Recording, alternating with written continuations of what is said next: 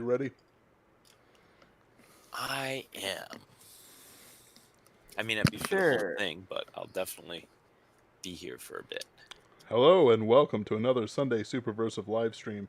I am your host, Benjamin Wheeler, and I'm here today with my co host, Anthony Marquetta, and my guest today, David Halquist, to talk about his Guardian series, which I have been monitoring and I'm looking forward to. First things first, though, Anthony, how are you doing today? You have a nice Easter. How about you, Ben? An excellent Easter. David, how are you today? Doing well, thank you. Happy Easter, everyone. Happy Easter. He is risen. Indeed. Now, watch me eat this ham sandwich. David, why don't you tell us about your book? All right. So, my previous Warrior series was the adventure of an individual dealing with a monstrosity and organization known as the Singularity going from planet to planet throughout the solar system in an endless quest to keep evil men from misusing twisted alien technology and dooming all of mankind. Yep. This is in the same world from a different perspective. This is basically you have giant robots in space, you have interplanetary politics, you have conflict, so much conflict. Um, what if you crossed Gundam with Macross and then made the robots fly with wings? So they're generally called angels because what do you call a giant war robot with wings on it? And the first one is named Guardian because they use the old school Guardian class frames in there. So if you're a fan of military sci-fi, giant bots, action, or you've read the Warrior series and you want to know what's going on in the rest of the solar system is in his wake of chaos, then the Guardian series is for you. Absolutely. I was actually really impressed with the Warrior series. Paperbacks are finally up. Yay! Because um, it was basically one giant ball of conflict that just never ended as you moved us from set piece to set piece at some of the most blistering pace I've ever seen. Like, so, This is music to my ears. I know, right? I'm trying to think. There's this type of egg that you stir in boiling water or near boiling water. What is that? Hard boiled eggs? No. You break the egg open into water and you spin it. Egg. Oh, like egg drop soup? Egg drop soup? Yeah. No, it's not egg drop soup. I can't remember what it is, but basically, if you stir it too hard, it breaks up and falls apart. But if you stir it too soft, it's not quite the light and airy texture that you're. I'm gonna get bothered. It's not quite the light and airy texture that you're looking for, and instead it falls apart. Uh, in a different way, and it's like you hit Mhm. that balance for the amount of action, which is basically from the second the guy takes breath and realizes he has muscles till the end of the series. It's just boom boom boom boom boom boom boom, fantastic work. And you've talked to me about Guardian, and I'm really looking forward to Venus, Mhm. which is its sequel, which is going to be even more amazing. But tell us about Guardian. What's the main character? What's the basic plot line? Main character is Lieutenant Michael Vance. He is an angel pilot. So basically, take fighter pilots and mech pilots, and they're doing the same thing. He's loaded up with enough cybernetics to control the thing. He can fight in air, space, and land. And he is going out from the Republic of Jupiter Navy. And the bad guys, one of the main bad guys you've seen a lot of in Warrior is the Saturnine Union. You've seen them pop up a bunch, and they show up mostly in the third book there. Well, they're directly trying to counter what they're doing. And they get sucked into a lot of the conflicts that you see in Warrior, but they're out there. So like the Battle of Terra, he's there. The fight you have around Mars, he's there in that. And they're dealing with this, and they're just kind of trying to figure out what's going on. So it's not like he's in the very middle of it like Brant is. It's more like they're trying to keep the entire solar system from blowing up in the chaos that erupts from those three novels. So Guardian takes place over the course of time for books 1 to 3 in Warrior because it actually was that fast. He's off from one place to another in near nonstop time. And then book 2, which will be forthcoming, deals with the aftermath of that. But don't you worry, I managed to keep the action rolling. Absolutely. Let's see here. I think a good pairing with that would be, Gundam and Macross. It's comparable to Combat Frame Exceed, but I think Mhm. you push the limits of the genre a bit more than he does, especially with your action-packed action scenes. Is this the one with the pirate captain, or is that the Yes, he sequel? does. He fights a pirate in book 2. Uh, book 1, he's fighting mostly the Battle of Terra, and uh, he gets into some fights in some asteroid bases and stuff. But yeah, Exceed is interesting because what Brian's doing there is he's doing multiple points of view. So you get kind of a view for the broad scope of what's going on in the different nations there. This one's through one perspective, but I do with the other books in Warrior, you're going to experience these different kinds of cultures and environments firsthand. So, I dig it. So, give us a bit of. You don't have to spoil anything mhm, for us, but give us step by sure. step. Who's the main character, and what can we expect out of the first 50 or so pages? Main Hmm. characters Lieutenant Michael Vance. He's leading a flight of guardian angels. These things are they're kind of like the obsolete version by this point. Like they've got more modern vehicles. Um, they get called out on an emergency notice to deal with a solar system where it looks like a Cold War is going to go to a hot war.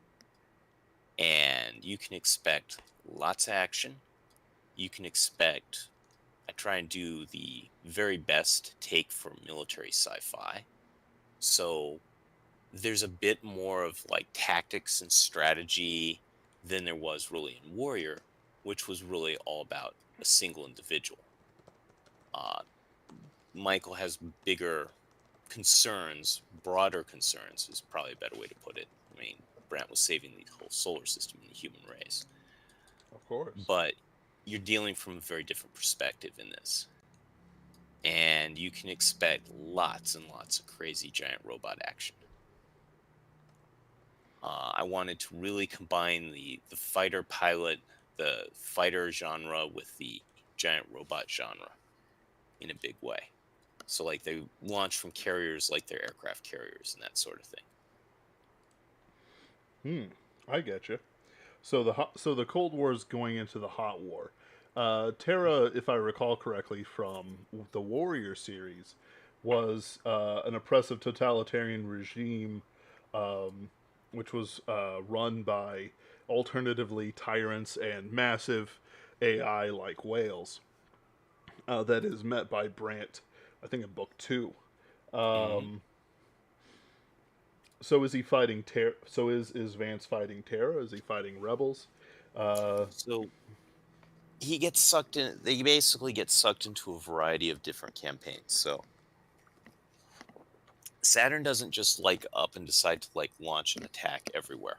They're trying to get a hold of something secretive, which you know from the Warrior series, if that's not too much of a spoiler, but they're after what Brant's trying to stop.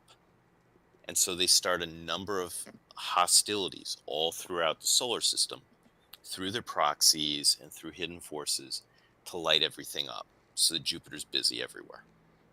Uh, we're talking. It's not. Well, you'll see part of the thing, but they're maneuvering on every situation. So he gets into a fight in the asteroids as they try something in the asteroid belt. You get the battle between Luna and Terra. They're right in the middle of that. So that light show that Brant saw lighting up the night sky when he was on Earth, he's up there in that. You get the fight around Mars, where they're finally fighting over the what appears to be the ultimate information and manifestation of singularity. He's going to be right there in the middle of that fight. So a lot of the battles and things that you saw happening, but that Brant saw from a distance because he wasn't in that, is going to be where he is. And likewise, he's going to get a little bit of information about what's going on with Brant, but he's not directly tied with that.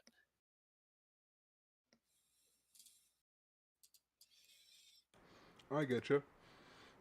So, let's see. This is the first book. Has it gotten any reviews yet? Let's take a look. See. Let's find out. Oh, we've already got 16 5-star reviews. One Wow. 4-star. David, you should be ashamed of your Oh, no. 4-star. Won't show me. Let's see what we got. I'm always happy to read reviews online. There we go. Intense space battles. Guardian opens with an attention-grabbing sequence that draws the reader into the story.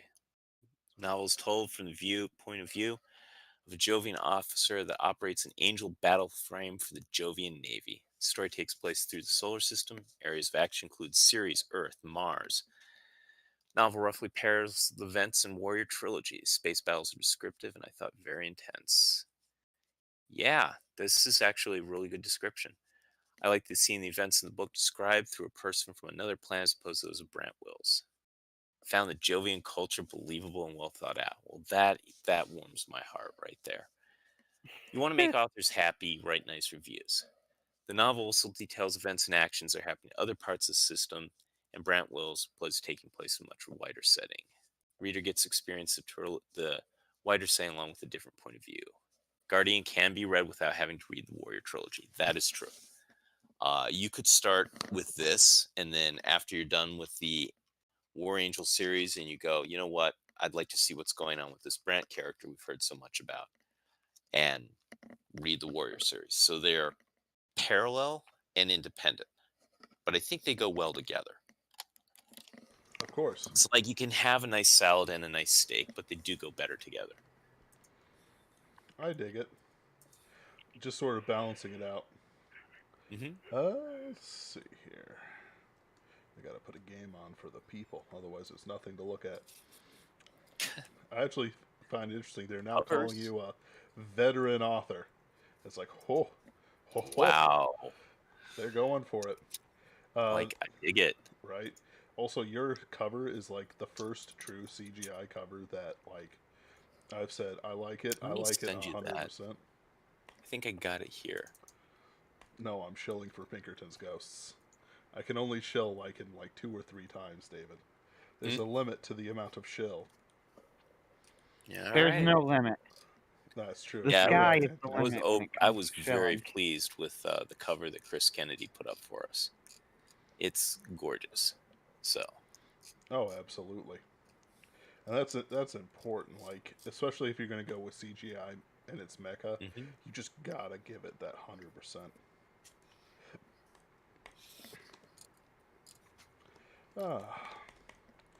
So when can we expect the second novel? Second novel, I am doing editing and review on it. We'll probably space it out a little bit, and I've already got the outline for book 3. So if you're wondering, yes, you're going to get a full trilogy of giant robot action. Oh yeah, that's what we like. We like giant robot action here. Obviously. Right. Should go without saying. I think that's actually the most people we've had on here have been giant robot action people, and it's like I've got a type. To be fair, I haven't really watched or read that much giant robot stuff. It's more in theory. All fair. I like the idea of giant robot action. Yeah. Half the fun was finding ways to actually justify it. Oh yeah. Like, I I mean, get ya. yeah, The thing about giant robot fiction is you can't think too hard about it. Let's be honest. I think pretty hard about it. he I, does. I think I did some interesting stuff here with this. So this is something that on the first thing looks absurd. Like, we're even And getting ready David to is go. like, that's because they haven't thought hard enough. That's pretty much how I attacked it. Because it was, so we're like, in our current era, we may be looking at the last generation of fighter craft, right? Like, for real. They Yeah. may just build drones after this.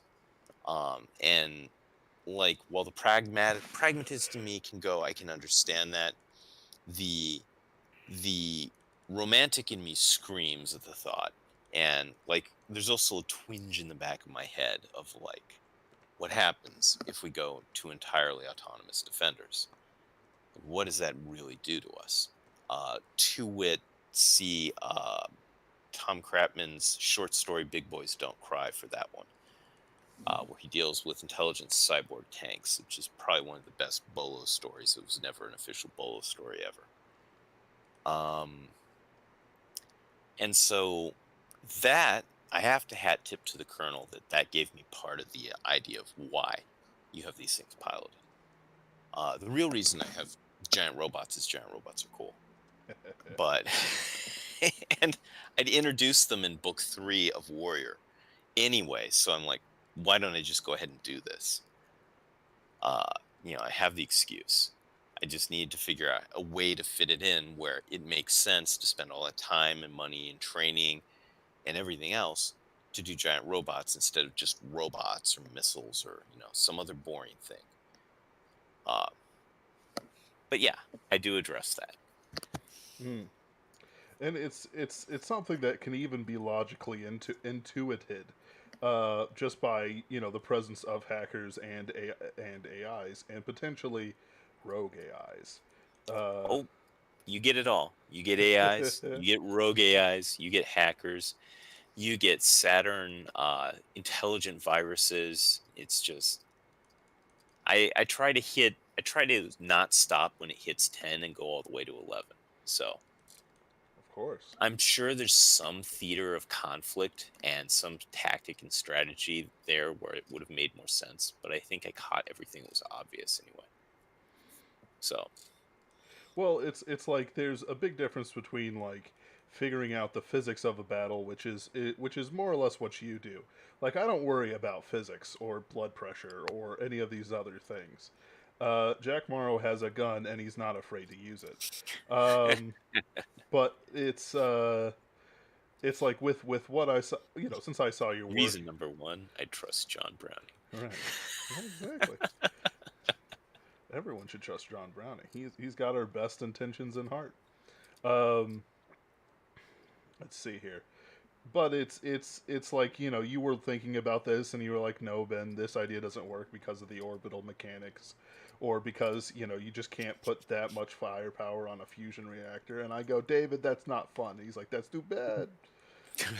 That was a lot of our conversations while you were writing this. Uh, but there's like styles you can do about it. Like I don't understand the orbital mechanics. It's literally rocket science, and I know that rocket science is probably one of the more simpler science because fire makes rocket ship go up. But it's not my style to do math. Mm. So with Guardian, we've already Hmm. talked about Exceed and stuff like that.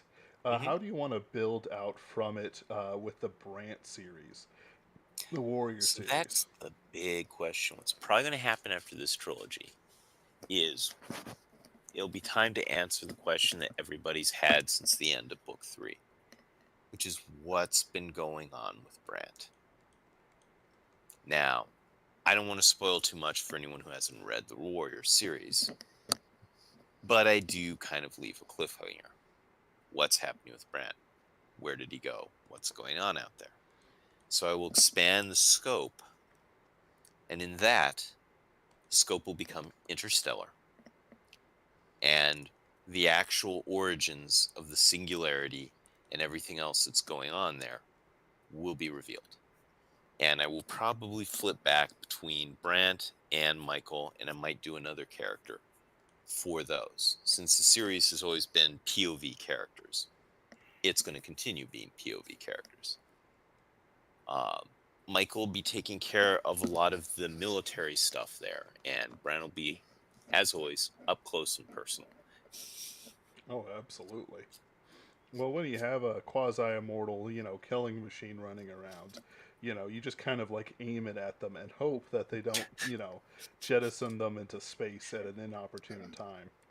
We're just going to drop Brant on the problem. It'll take care of it. They'll take care of it, or Brand will get taken care of. Either way, we're, win-win. Either way, I feel much safer now, right? That's good feeling though. So with Yeah, element, go ahead. No, go for it. I was going to say I was very happy with how this has turned out, and very glad that this got a home with Chris Kennedy Publishing.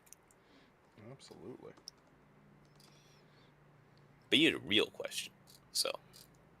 Who? Oh no, my character's dying. So with let's see here. Guide us through the opening pages. Like, what is? So actually, no, I got a good one. You are absolutely excellent with fight scenes. Guide us through your thought process with a fight scene. So, like how I build one? Yeah, like let's say that it's you got your character in his mech, and there's an enemy messenger in a let's say an equal mech. Isn't quite the same mech, but it's an equal mech for all intents and purposes. How would you build that fight? So first thing I'll do is I'll decide, who, what, where, and why.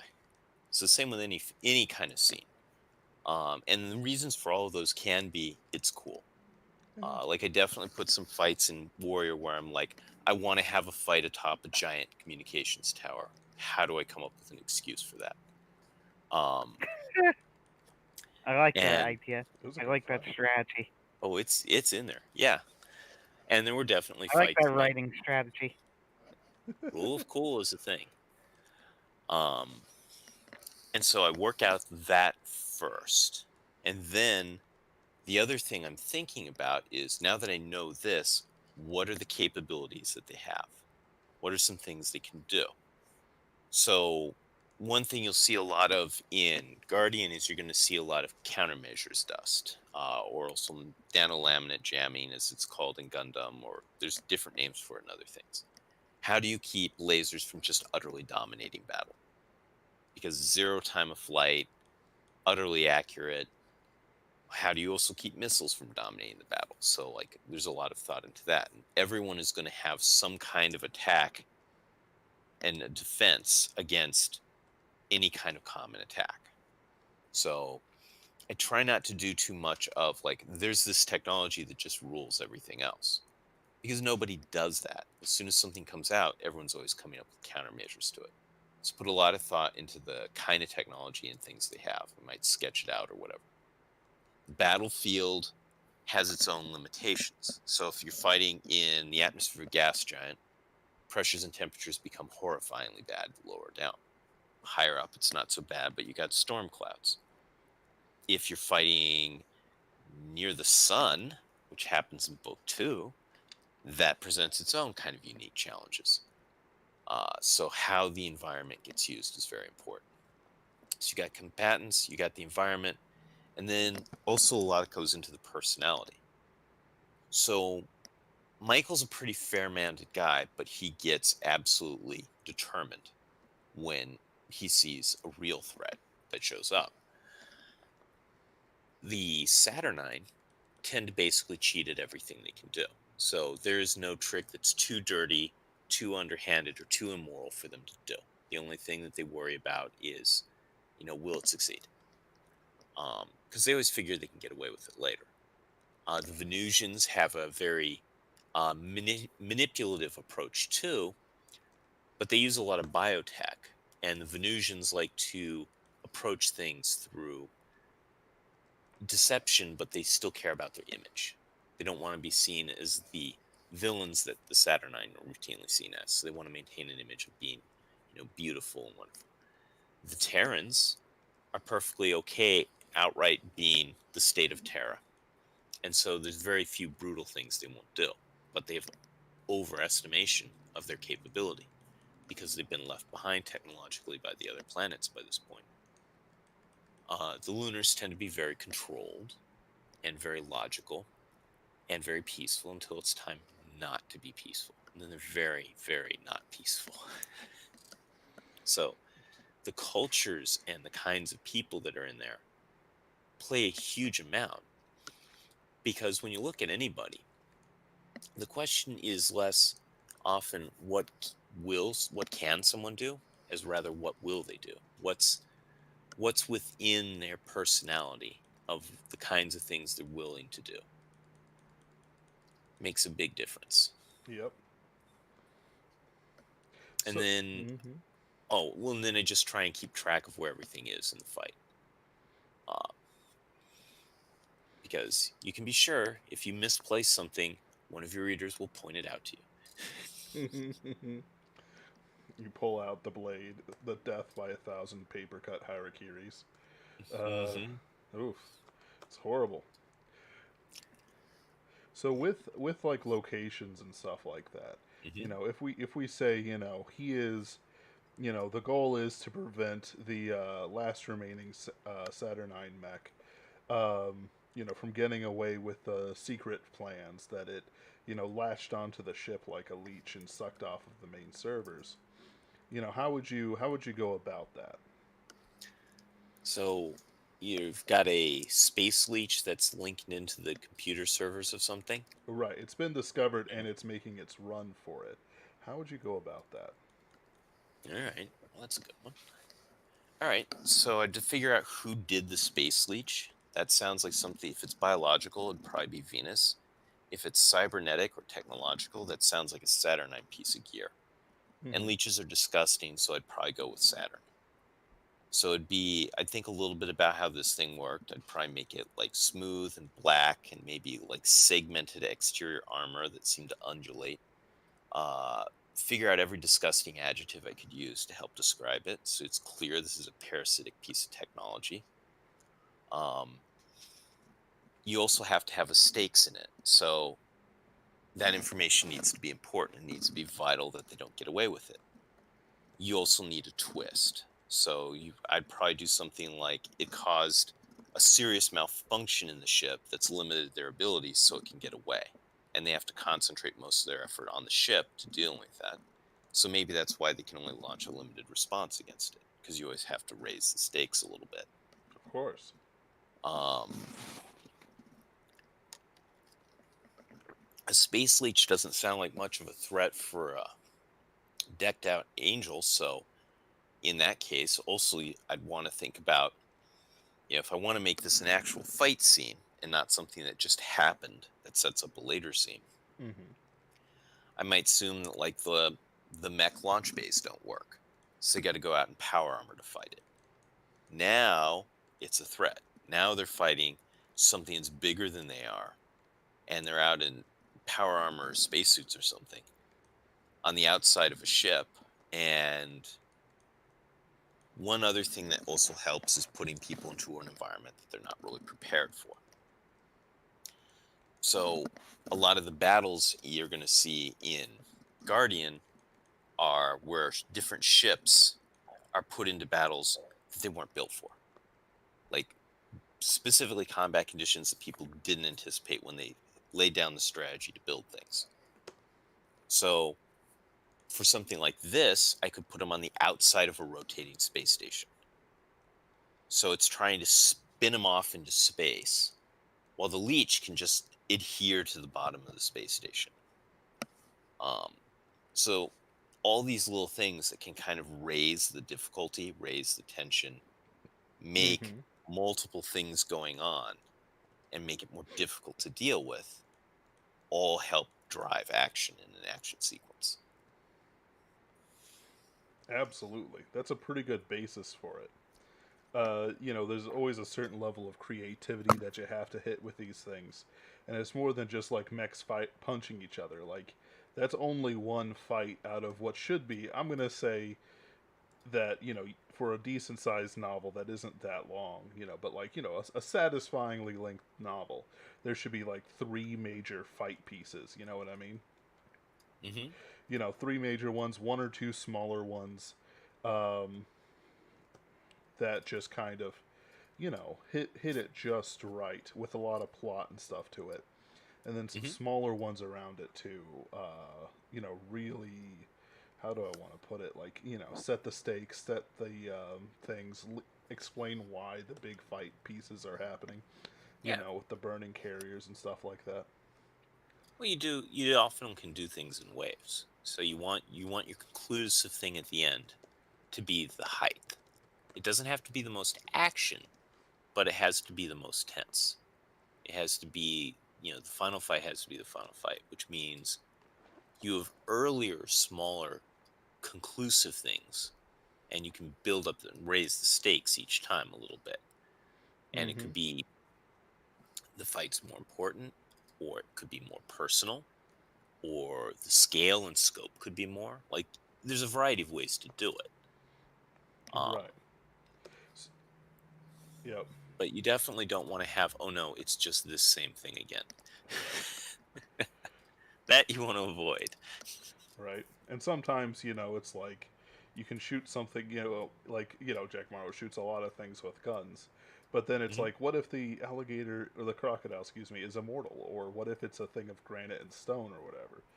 So it's Oh, like now your character, has to be creative. Well, how is he going to that was find. a really good episode of Pinkertons.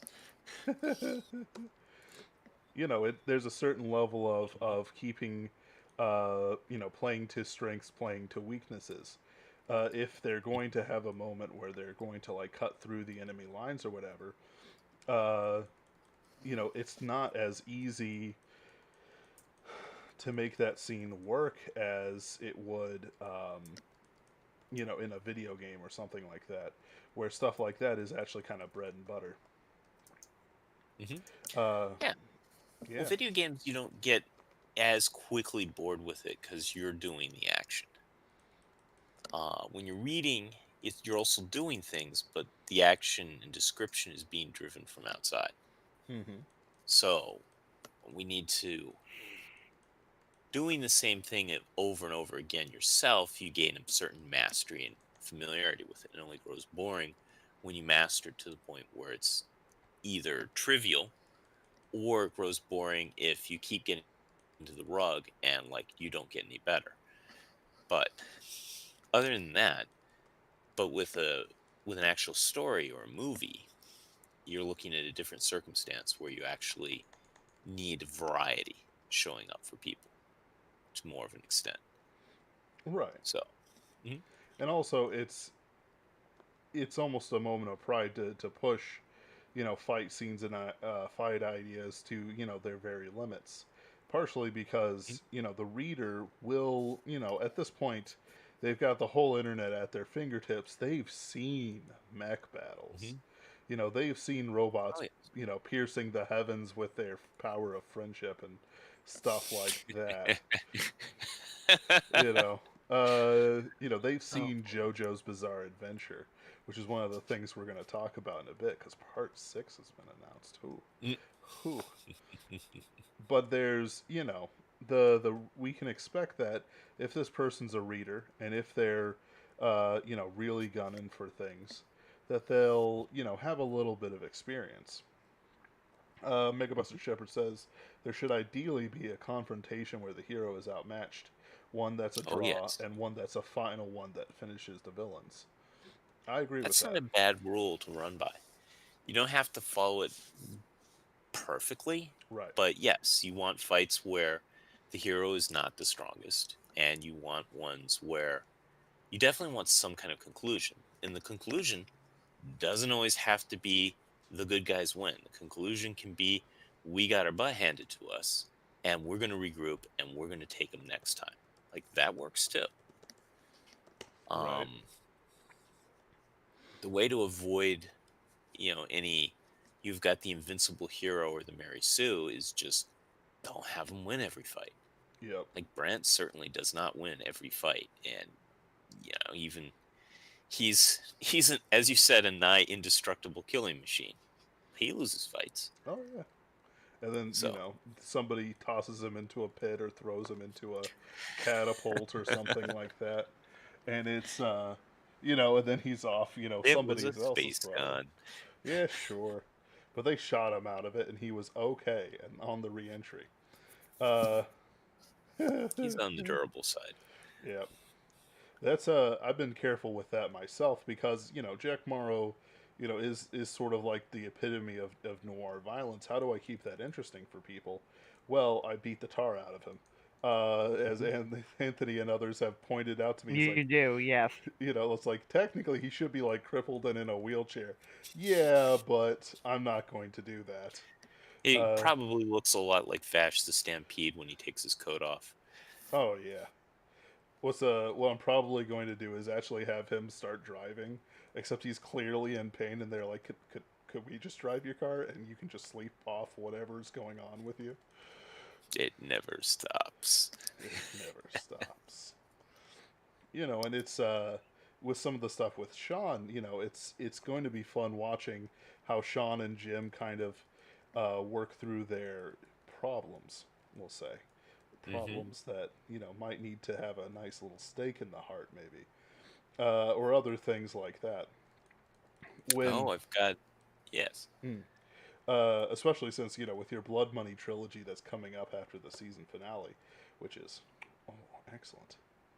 Uh, it's one of those things where having Yeah, the thanks again, Anthony. It's been a lot of fun writing Old Tom. Uh, Old Tom was Ben's character creation. He Mm, actually came up with the idea. I used him in my stories, but it was Ben's idea to add him, mostly to give Sean's origin a little bit more of I don't know, a backbone. So Sean's origin story in Pinkerton's Ghosts hmm always involved him like getting drunk and driving out into the Pine Barrens and meeting Morgana. And Ben is the one who came up with the idea to add a mentor to the story. And that was old Tom. And old Tom's original purpose in the story was literally to show up in background dialogue to explain how Sean was could be in any way competent. He hmm evolved into a real character as time went on. Blood Money There was is all yours, though, right? Blood Money was me, yes. So Blood Money and Shipton came from a series of characters and ideas that I had completely unrelated to Pinkerton's Ghosts that I asked Ben if they seemed like they could fit in the world of Pinkerton's Ghosts, and I asked Ben if he would be okay with doing that, and Ben approved it. I'm very glad he did. That was a lot of fun to work with, also. Bradford All of has that. a good point here. It's difficult to Um, write the giant robot action in prose because it is so for a visual medium. Got mhm. to get into the heads of the combatants to compensate, which is Yep. actually thinking back on it is what you do in an hmm excellent way. Yeah, a lot of what I do is I try and focus on as much bringing to light what they're seeing and hearing and feeling. And in this case, with a giant mech, so they're not. This isn't like in the '80s where in an '80s cartoon where they're like sitting in a seat and they're moving levers. Although I do have a throwback nostalgia moment for that. Don't you worry. But these pilots are heavily cybernated. So like they've got cybernetic systems, they've got computers in them. They're linked up to computers even in the obsolete Guardian frame. Jupiter's so advanced that it's almost an AI itself. And so a lot of what's going on is making clear that he can see out of like 20 cameras on this thing. And he's seeing invisible and an infrared, ultraviolet, X ray scanners, radar, LIDAR. There's a array system that puts images together. His time reference is modified by the degree of cybernetics he's got in there.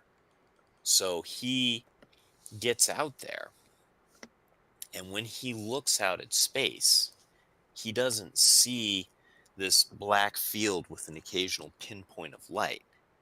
Okay, he sees the cosmic background radiation singing in the background, and with a faint glow, he can see the magnetic fields of the solar system. He can actually pick up the exotic radiation not of moving ships and coming off of the sun and everything else. And so he has got this incredible awareness. And this is actually a lot of what the training is for. You can build a computer that can pick up data, but what's it understand? And so that is a big part of it, is it doesn't look like just two mechs flying around 20 feet from each other. But so you're at space distance battles, but he can still tell what's going on. He can tell what's going on as if we were right next to each other. Because at those distances with those systems, it is. But don't you worry, we get hand-to-hand combat in giant bots too. Of course. Because you have to. Megabuster Shepherd says, ideally, to fix that, I would read memoirs by pilot and tank operators, the closest thing we have to mechs, until Elon Musk develops the Zaku. It's not wrong. Actually, something's really good.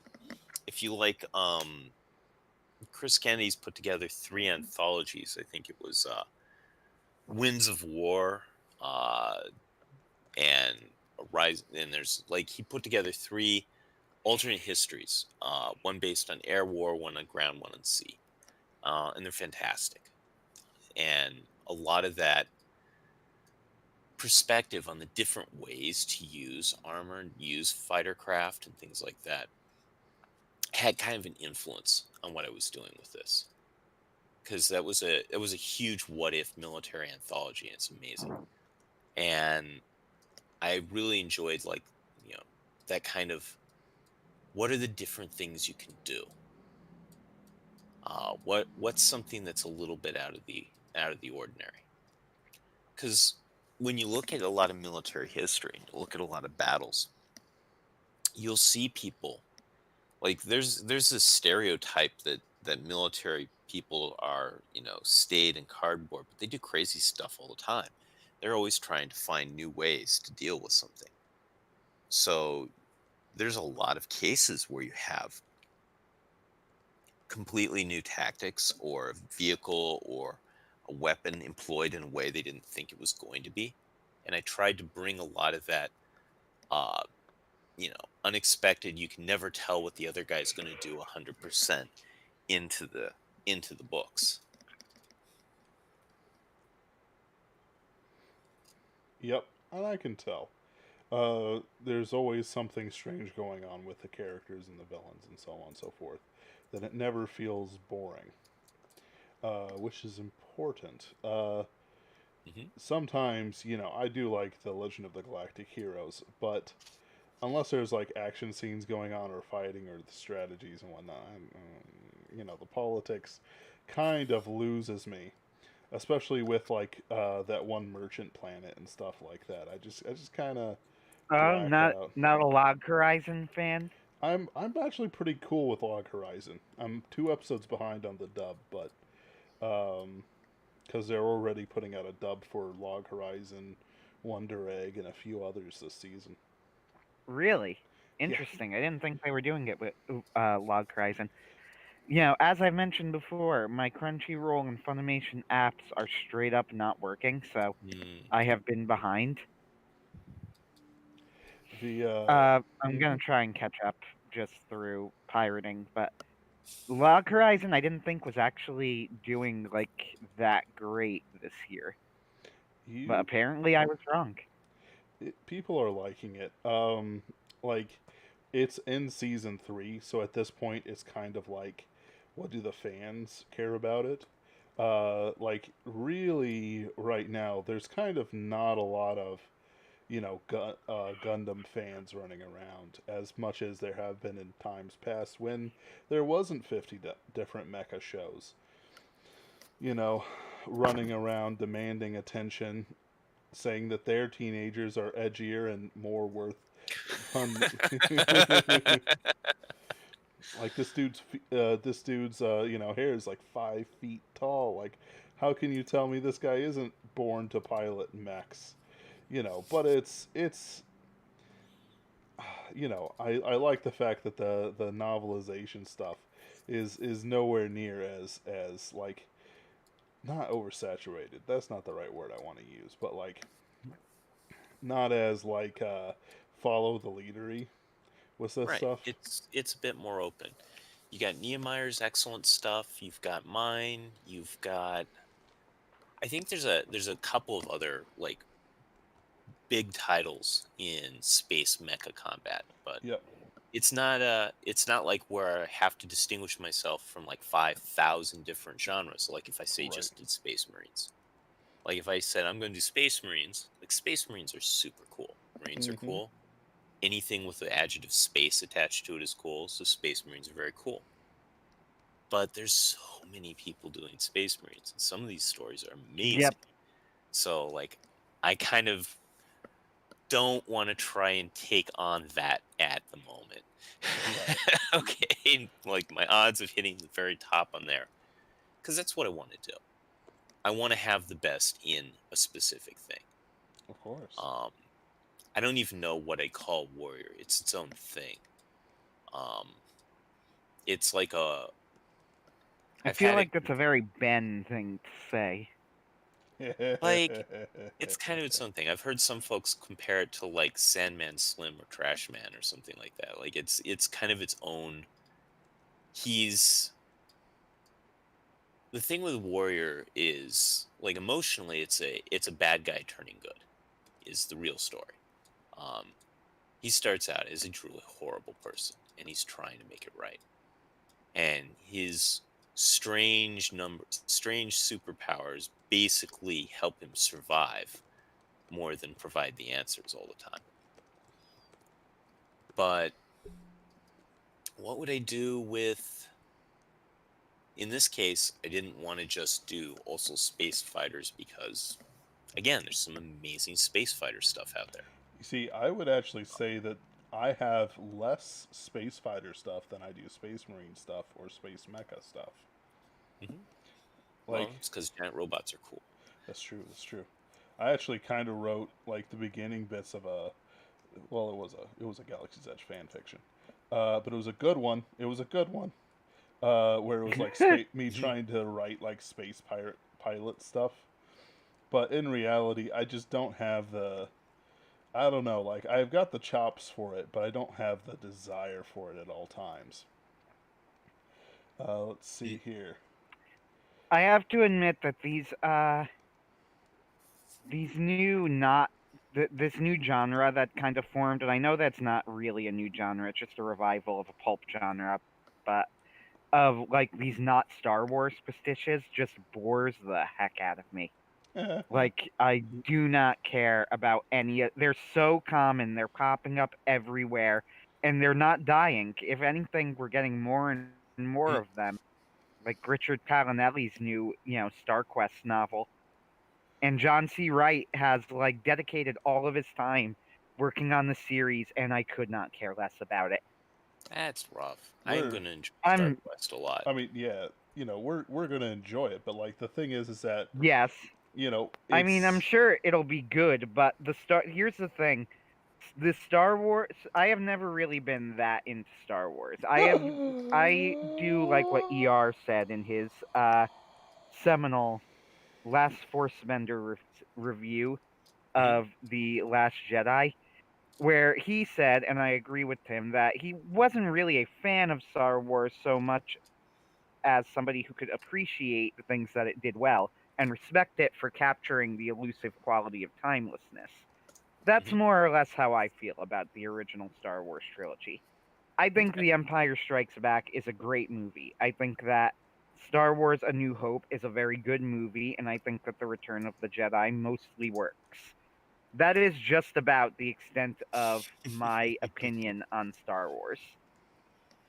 Like, I don't have any special attachment to the characters, to the imagery, and honestly, I am so tired of it.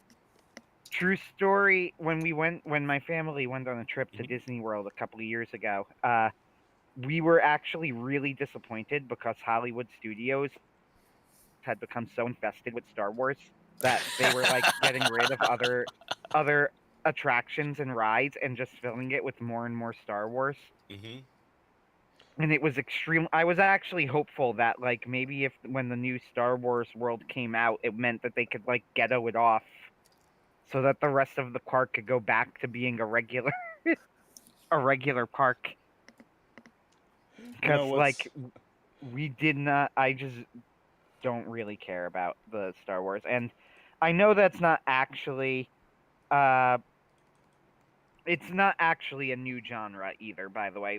If you Right. want to get technical, it's a That's revival probably of an old genre. that's probably it. You didn't have the attachment in the first place, so that it No. revived and came in again. You're like, well, okay, why do I care about this? I don't even care about bell bottoms or whatever. Like, you're gonna be like, it's a different Uh-huh. era. Megabuster Shepherd says, "Oh yeah, I get you, Anthony. I really want to see new stuff besides alternative to corporate product." That's exactly it.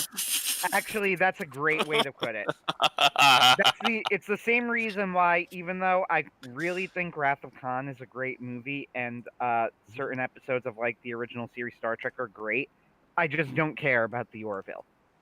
Like mhm, everybody has told me, and I believe them, that the Orville, like don't get me wrong, these are people I trust, so I believe them.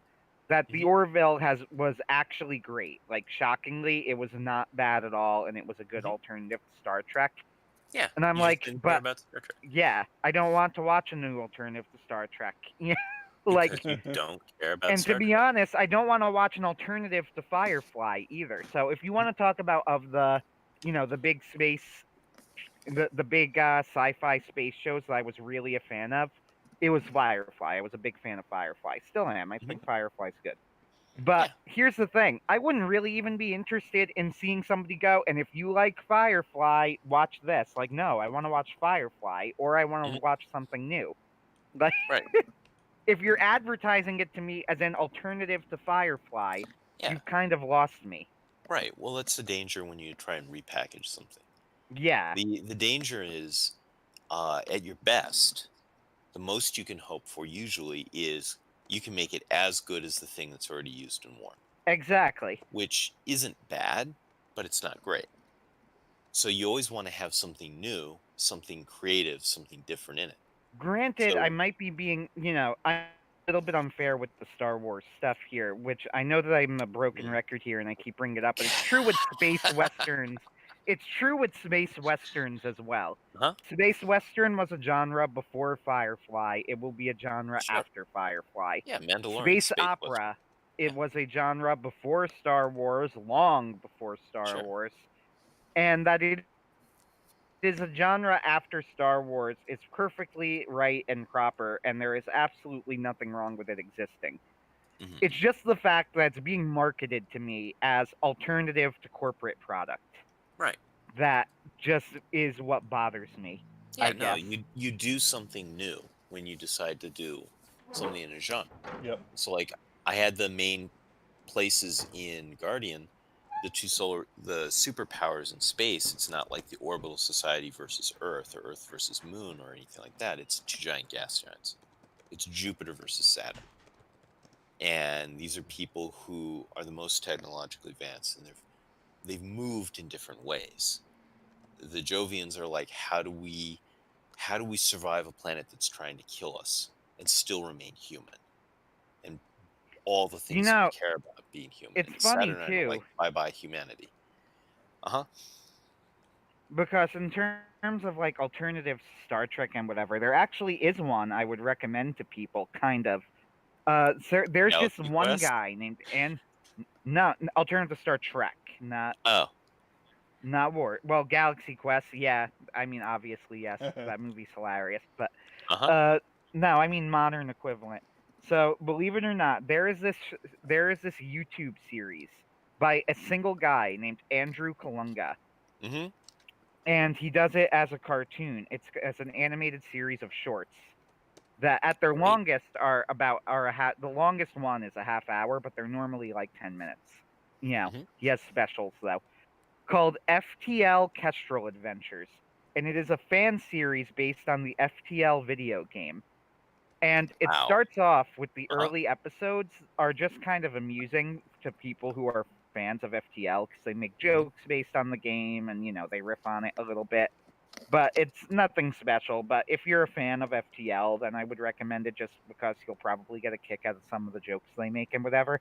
But Mm-hmm. as it goes on, and he gets better at both animation and writing, and even voice acting, which starts off really rough but improves to like passable.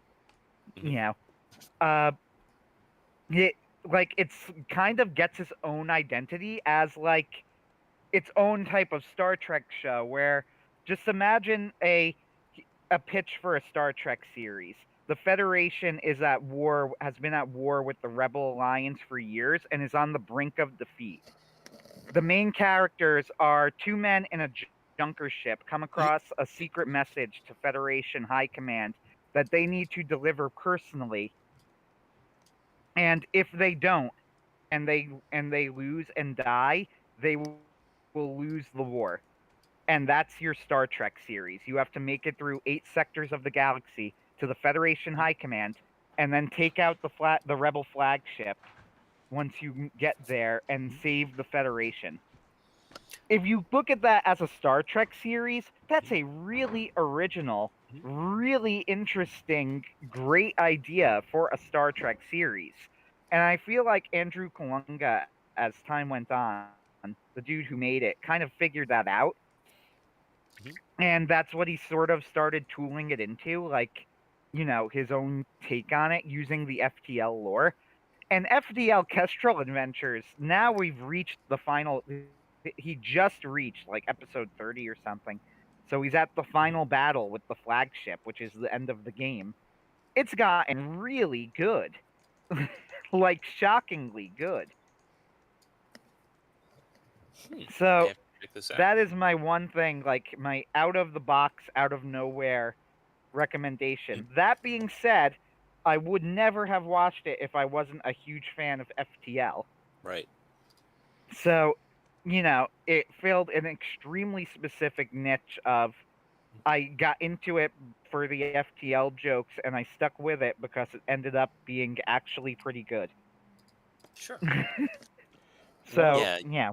yeah, one of the funniest things to happen over the last 5 or 10 years with Star Wars is Disney creating Galaxy's Edge. They spend, I don't know, $1 billion on the world's greatest theme park, and then it's like, wait a minute, what do you mean the book named Galaxy's Edge has already been taken by a successful book series? And it's like, ah, That is pretty funny. that is funny. Can you imagine it? Yeah, I was expecting We're the also lawsuit to show up from Disney. Actually, I was surprised it didn't happen. Right? They were probably just like, I no, mean, to be like there's fair no too, the chance Nick we'll win Cole this. Galaxy's Edge series, even though I haven't read it, from what I've read, it's actually quite different. Even though it advertised itself as alternative to Star Wars, in some ways, I think they might even be doing themselves a disservice because, from what I understand from people who are fans of it, it's actually quite different. It's its own thing. It is. It's really a Space Marines thing. Like it Yeah. has At some, least I know the first book is. yeah, it has some. I've only read the first one so far. It's excellent.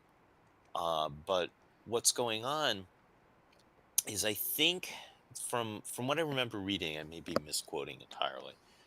They decided they were going to make kind of their own Star Wars, but not make it Star Wars. So they started with a framework of you've got an empire, you've got guys in suits, you've got rebels, and then they said, what if we made it actually make sense?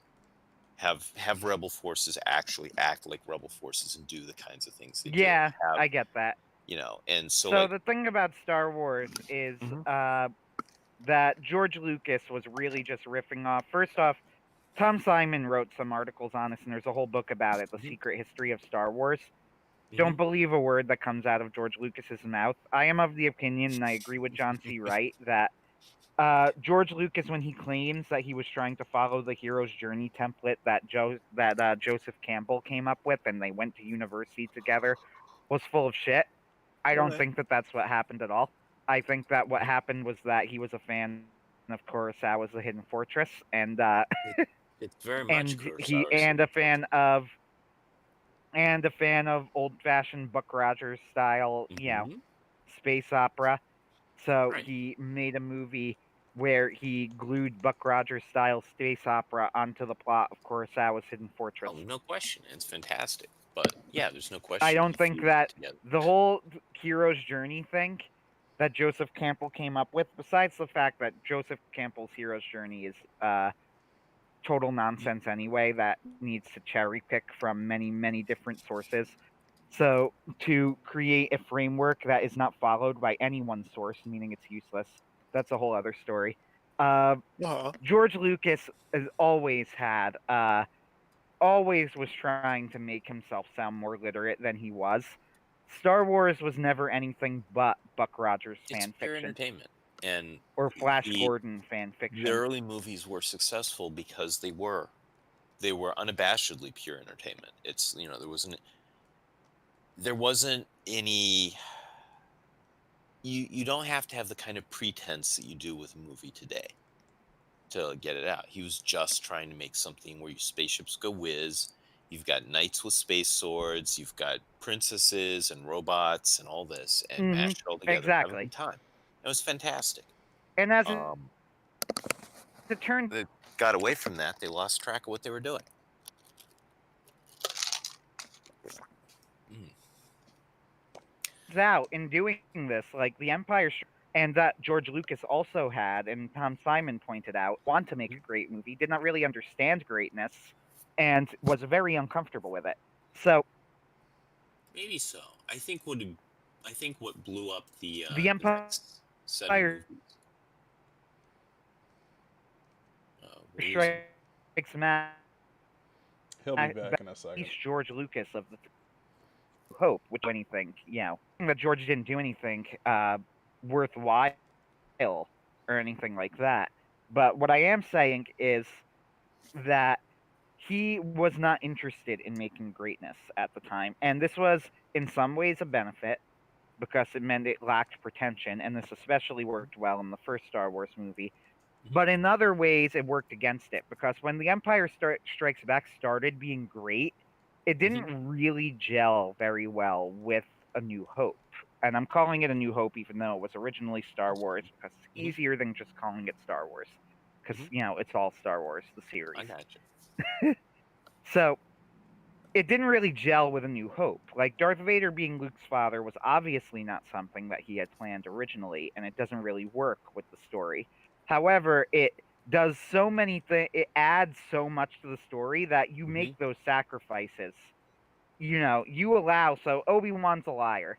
Yeah, okay, it makes Obi-Wan a liar, and Uh-huh. yeah, okay, uh, it doesn't really fit perfectly with the timeline as established, but it adds so much to the story that you accept those losses in exchange for what Right. it gains. And what it gains is now it turns this into this, almost Shakespearean level inter-family drama, right? Yeah, And and it it adds raises so much stakes to the that weren't there conflict. before. Right. Right, exactly. It adds so much to the conflict. So that's the danger, though, I think, of when you aren't trying for greatness and you aren't really capable of greatness, and then you suddenly decide that you're going to be great. Most of the time, that does not work. Star Wars is the extremely rare exception. Well, I think Uh, where he tripped over his shoelaces was when he started with the prequel movies. Was he had been riding this tremendous wave of success, uh, you know, unlike anything he'd had before. Like if you look at his earlier movies before of this, course, he had yeah. had nothing like this, no kind of success like this. So he comes from a guy who I mean, put to- nobody did. It was the Right. most successful movie franchise of all time. And it looks like Lucas's gift. He does have a gift. Is putting things together. He takes a bunch of stuff and a bunch of people and a bunch of technologies from different areas and produces something that's successful from it. And then he went into the prequels with this fan-fueled preconception that he's a great creator. And so everything that happened in episode 1, it's like, I'm going to now do it my way.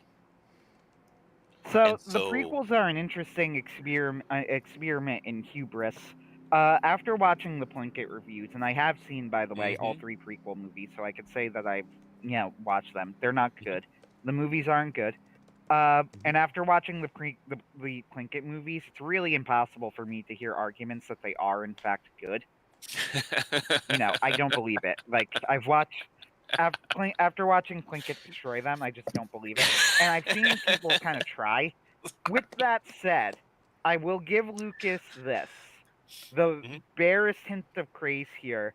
I think that if he had put as much work into them, like with a full team of people, the way that he did with the original Star Wars trilogy, the structure of the prequel trilogy was not an inherently bad one. Yeah, no, he could have had a good movie in all 3 of them. Like, the idea of showing the fall from grace of Anakin Skywalker and his corruption into Darth Vader and how that happened, like that general structure, as well as the rise of Palpatine, there is nothing wrong with that.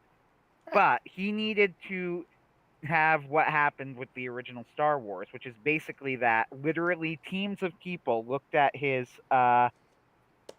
movie and said, "This is absolute trash. We can't use this." Right. You need And someone to be able to tell Harrison you. Ford was literally said they were literally rewriting lines on the set because the dialogue was so bad. Well, And and that's not just Lucas. Like, anyone needs someone to check themselves against. What was it? Lucas especially, though. The thing is that Lucas, as a writer, was really not that great of a writer, and he was never that great of a writer. He's a great producer. He puts together exactly. things amazingly. His He is grasp of technology is not a great absolutely top tier. Like, I can't think of a single Yes. person that can handle technology. What? Why? Megabuster Shepard says the You mean his prequels are grasp good, of Anthony. Yeah, I can't believe special that. effects technology? Sure. Yes. Absolutely. Okay, Not not Star his Wars. grasp of actual astrophysics. Right. No. His No. grasp of astrophysics is held together by duct tape and glue. Okay. But I do like hyper. Yeah, no, I do like productive, hyperspace actually. So yeah, it's pretty. The Mandalorian is an interesting case. Here because I feel like if The Mandalorian came out under different circumstances and a different time, it weirdly would have been received. And I know this sounds odd because it was received so positively, but it would have been received much more positively. So here's the thing: The Mandalorian was required to shoulder a burden that it absolutely could not shoulder. And I've tried to watch it. The Mandalorian is an okay show. It is fine. I kind of liked it. I enjoy it. Yeah. Yeah. It had moments. It didn't offend. The acting was good. Yeah. It was not I the have different savior of Star standards Wars. for shows than I do for movies. I don't expect So- them to shine quite the same way. What I'm trying to say is, if The Mandalorian had come in a world where the prequels did not exist and the sequels did not exist and was just its own thing as a continuation, it would be received by everybody, like including, the right wing and the people on quote unquote our side. Because make no mistake, there are sides, whether you want there to be or not. We might not want there to be, but there are. So, and it would have been received much more positively. It would have been the Star Wars show that was pretty good. And that would have been it. You don't have to repair as badly when you haven't stumbled in the first place. So, people are going, "This is pretty good for Star Wars," which is terrible. That's all it would have been. It would have been that. It would have been the Star Wars show that was pretty good, and people would be talking about it happily. I would be enjoying it. I would be going, "Oh yeah, you guys saw The Mandalorian? I liked it. Not a great show, but I liked it." But I can't do that now. Because it's bound up with so many expectations. where I need to like qualify. Like it's good, but it doesn't fix the sequel trilogy. You know, like it's good, but Luke still apparently Baby Yoda dies. So I when wonder when they're gonna Kylo Ren massacres everybody, buy up all the copies, all the rights and stuff, and original copies of the original ones, and like re-release, re-prequel the prequels or something, or the sequels, and be like, we fixed it. The previous thing never happened. Anyway, yeah, there's some like interesting things. you There's one know, thing. apparently Baby Yoda was murdered by Kylo Ren. Just throwing that one out there. He's dead. Really? Goodness, guys. But there's like one thing that Cole does with his Star Wars spinoff, though, I've noticed, is all he did is he took this concept of you've got this galactic empire, you've got rebels, you've got space troopers. Like, how do I make these things realistic and cool? So like none of his space marines are retarded like stormtroopers in Star Wars are, where they're designed to be knockover opponents. Okay. Right. They think and act like military guys who are fighting for their lives. Yep.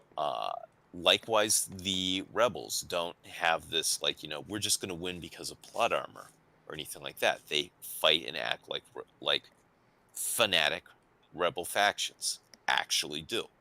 And by that they mean they get killed by the droves by every other faction. Oh, you need to read. You should check out Galaxy's Edge and see if it's your thing. I've got a whole bookshelf dedicated to Galaxy's Edge. Oh, well then never mind. I am talking to the maestro here.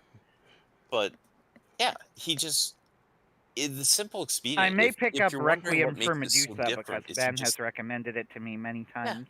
Oh yeah. He just spends a lot of cautious time thinking about these people like they're all real people.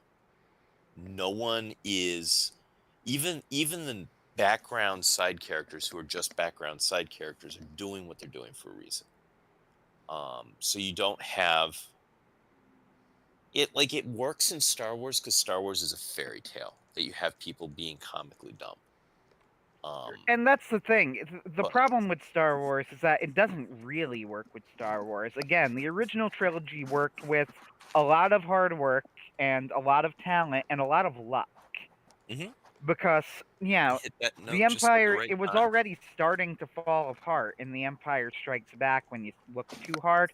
And when Lucas stopped putting the effort in Return of the Jedi, large portions of that script just did not work, and the movie only holds together because the climax was written by the good writers. Jedi's pretty solid. The only mistake they really made in Jedi, in my opinion, is they were originally going to have it be the Wookiee planet where they have this take place on. Yeah, and then I they're agree. Like, let's sell little cute, that would have been a lot like, cooler. Ewoks. Oh, are you kidding me? It also would have made there are several problems with it. There's that a lot more believable. Well, there's that, and there's the fact that they choose the lazy solution to Luke, Leia, Han love triangle. For example, here's a great example of this. There's a line in there where Han Solo says, "I love you," and Leia says, "I know." Now, did you remember it's the other way around? No, it's amazing. It's not. The other way around. Han Solo says, "I love you," and Leia says, "I know," in Return of the Jedi. Now, here's the question. Did you remember that this happened until I just said that to you right now? Nope. Well, I remember from Empire Strikes Back. Of course not. I remember. Yeah, in Empire Strikes Back, it's one of the great lines literally in movie history. Yes. Like that line, every time I watch it, I get chills when the soundtrack goes. Just an awesome scene. Did you remember that Leia said that line in Return of the Jedi until I just told you? Honestly, I did not. No, of course not. That's because it was, at the time, he didn't really know what to do with the romance, which he never really intended on ending like the way that he did there, but people seem to be more invested in it, I think, than he thought they would be. Or possibly he just didn't want to deal with a complex solution. People so he didn't wrote get pissed really until pandery. Episode 7. He wrote when really it clearly pandering, broke up. fan baity type stuff, just to get the fans excited. That's what you do, though. You gotta get the fans excited. I mean, but it rings so much more false than the banter that they have in The Empire Strikes Back. Yeah. And in The Empire Strikes Back is truly one of the great romances in cinema history, and I would say that, even saying, coming as somebody who is admittedly not that big of a fan of Star Mhm. Wars, but The Empire Strikes Back is masterfully done Well, anything looks good compared to the romance because in Attack of the Clones. yeah, right. That was a masterpiece. That was I a don't like masterpiece. sand. Yes, amazing, beautiful. He's talking about what he likes and doesn't like. He's talking I about his slaughtered cat. them like animals. And not just the men, but the women and the children too. Now I want to watch Clone Wars again. Honestly, the prequels, I've watched the Plinkett reviews so much Uh-huh. over the years that Mhm. like my relationship with the prequels has almost looped around into love. Just Well, just because because Plinkett reviews are hilarious. the Plinkett reviews are brilliant and hysterical. They're still the gold to this day. They are the gold standard. I don't think they've been surpassed. No. Maybe Well, I equaled, definitely not recommend. surpassed. There's things from cinematography that they bring up that are interesting, and I think if we were ever going to do a movie, we definitely want to rewatch Plinkett reviews first because they capture Yeah. a lot of detail on how you actually craft a scene. So Ben and I were discussing last week what we considered the S tier, because of course we use an anime ranking Of system, so course, S is the top tier. of course. What the S tier reviews and reviewers were, and Plinkett is an S tier reviewer. And I think it's not just that his Star Wars reviews are S tier; he's a genuine S tier reviewer because he has other brilliant reviews as Hmm. well. His Indiana Jones 4 review and his Ghostbusters 2016 review. Hmm. Uh, the only other S tier like reviewers of that nature, that go through movies and pick them apart like that, Hmm. I would say Digibro Once Upon a Time was, though he didn't do it all the time, but when he did it, he was S tier. Uh, and I don't know if he was S tier all the time, but he had some S tier reviews. And I am still of the opinion that his review of The Last Jedi, of all of the many, many, many reviews on YouTube, ER's is the best. His review, The Last Force Bender. Have you watched ER? No, I have not. You It's really, really should watch the last. If you like this sort of stuff, like I do, where because I'm weird and watch this stuff for fun. Hmm. ER's review, The Last Force Bender, is absolutely hilarious and also genius. Jango I have Fett to He and check just that out. Dooku were pretty awesome. That's my defense. Yes, no argument. um, Well, like, I don't remember. sure, Maybe I don't know. sure, Django Also, was I would actually have to dispute that Star Wars ended in 2014. By the way, Star Wars ended back in the 80s. no, no. So here's the thing. Sure, there's an argument for it, but in reality, the um, the expanded universe was genuinely good and well written. The comics were excellent. The novels were excellent. The Thrawn trilogy, of course, is the I gold know, I standard. know. I'm trolling a little bit. Okay. Mhm. I know some of the video games are still beloved, so There was a lot of good expanded universe stuff, and yeah, the Thrawn stuff was legitimately good. Like they produced things. It's not that the other Star Wars books were I'm bad, trolling a little bit here. Yeah. but it was a full Look, on professional take in an so environment where we didn't expect it. here's the problem though, and here's why I actually think I would make the argument that ended in the 80s. Okay. Yes, there was other stuff that came out afterward that was good, but it was all supplemental to the story of Hmm. Star Wars. Yeah, Star it was Wars all as on a hold for a story while. ended. Okay. It was So everything that came out after that was for the fans who wanted more, and they got it. And that's nice and all. Don't get me wrong. I'm not saying there's a problem that happened. But with that said, the story of Star Wars as it was told to a mass audience, and that anybody in power, in positions of any power cared about, who came up with the story to begin with, ended in the 80s after Return of the Jedi came out. Here's the thing. Everybody was mad about, they didn't follow the expanded universe books or whatever. That's actually something that hasn't bothered me as much for the simple reason that George Lucas and Disney never cared about the expanded universe books. What? They were Yeah. never on their radar. Never. People who thought they might follow the expanded universe books were kidding themselves. I could have told you that they wouldn't. Because the expanded universe books it isn't even so much that they didn't like them, that they just did not matter to them. Yeah. There's stuff you could have picked and chosen from there. Like the Thrawn stuff's excellent. There's some good Dark Empire and Last Empire stuff. And they but, sort of do that in some of the Star Wars cartoons but that came yeah, out, like if you Rebels and were Clone Wars. like if you were religiously going to follow everything in the expanded universe, then you'd also have to put in all the bad stuff. And like, why would you do that? Yep. So yeah, no, you'd use something like that as an inspiration if you were going to follow it, rather than follow every part of it religiously. Right. Like I know that nobody there was wants one a Crystal commenter. Star novel. Yeah. Right. There was one commenter, and I'm going to see if I'm going to give his name to give him credit, and I don't know if he listens to this or not. Nate Winchester.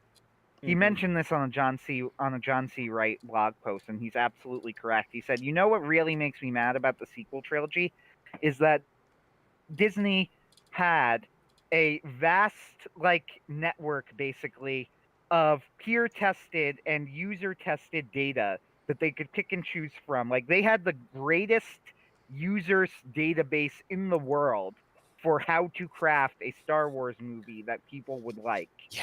And they just didn't use any of it. That I understand being frustrated about if you're a fan.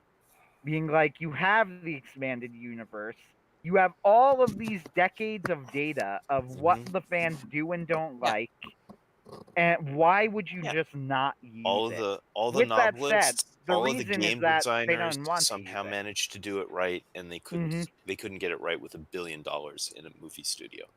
So yeah, I no, mean, of there's course, no the real answer to that is they did get it right because they never intended on making a good movie. Yep. I think Ryan Johnson did say he wanted to actually. He was overjoyed when he found that the fans were crying and angry, Right. which is not a good response you want from someone on your creative team dealing with a multi-billion-dollar property.